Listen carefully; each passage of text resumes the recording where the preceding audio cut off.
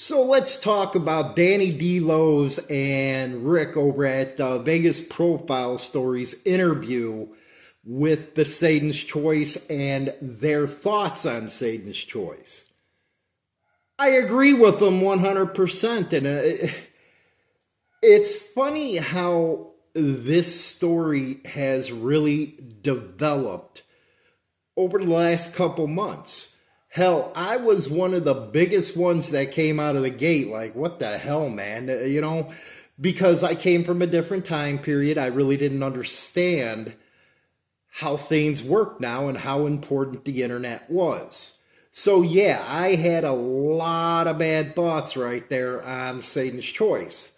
That was until I got to know more of the story, and that is the moral of the story here. Learn everything you can before making a judgment call. So I was wrong in that. But Danny was 100% spot on with everything he said in that video. And I encourage you to go over there and check it out. He made a ton of freaking points. Now, I see some of you cheerleaders in his comment section rattling off about, well, this ain't how it's supposed to be. And it's like, are you even in a club?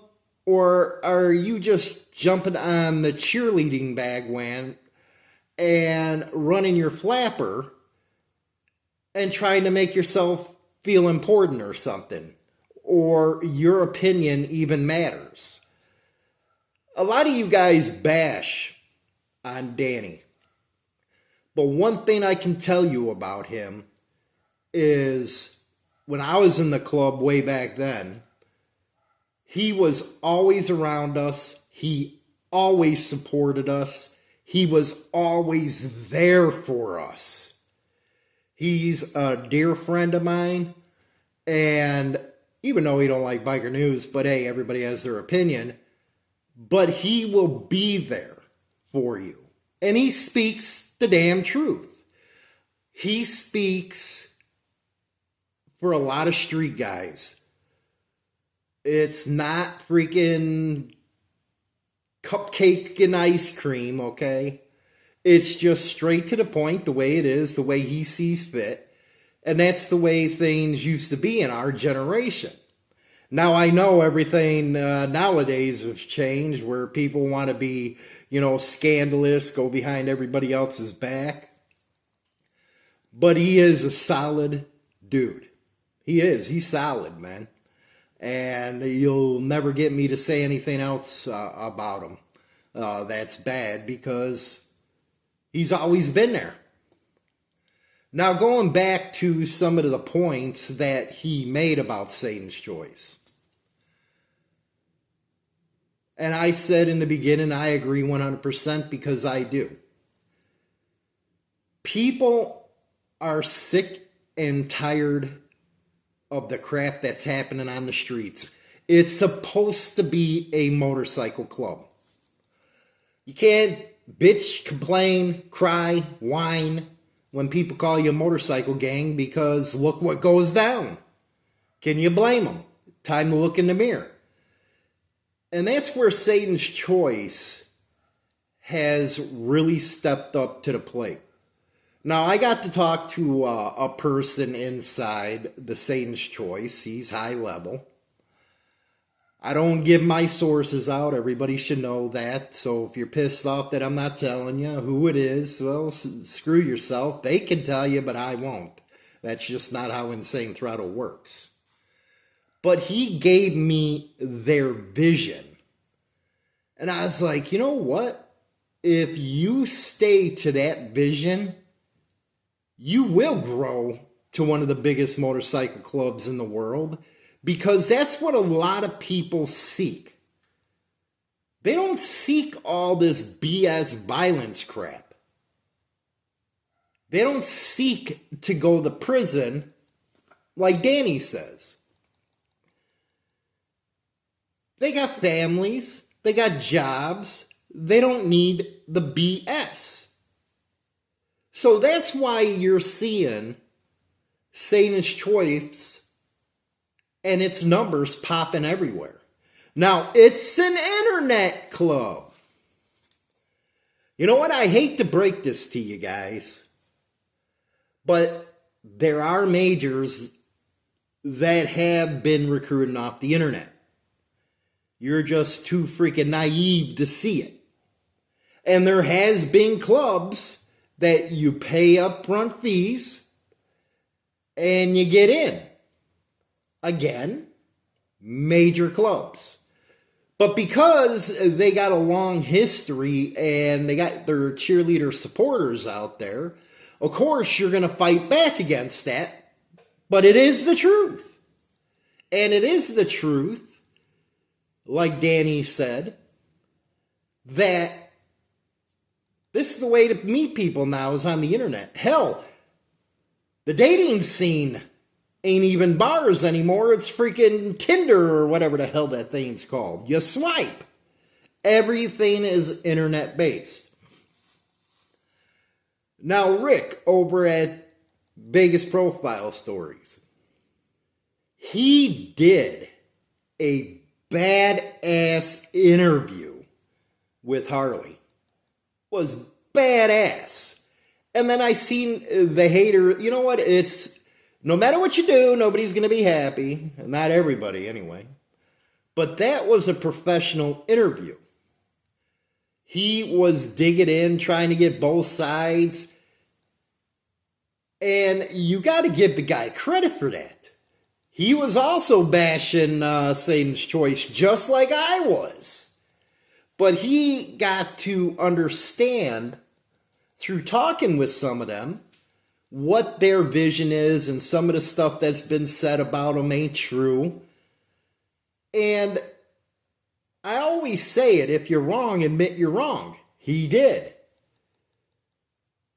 Just like any other person that does this business, it's better to admit you're wrong than to try to keep going out with that. And hey, bam, I was wrong as hell about Satan's Choice. I think it's a really good thing if they keep their mission kind of statement, if you will, to where it is now. Building a brotherhood. They got no beefs with anybody. The only ones that have beefs are the ones that see them growing and then are pissed off about it. That patch police and shit ain't going to work in 2026, man. There's just too much technology out there. Too many people that ain't going to deal with that crap. Hell, you know, you see the sport bike riders, you know, it's always funny with the passing the 1%er crap, which is crap. Because it was never like that before. Nobody gave a hell. But the sport bike riders were telling some of these patch holders, go kiss an ass. Because they don't do that damn shit. So things have changed a lot.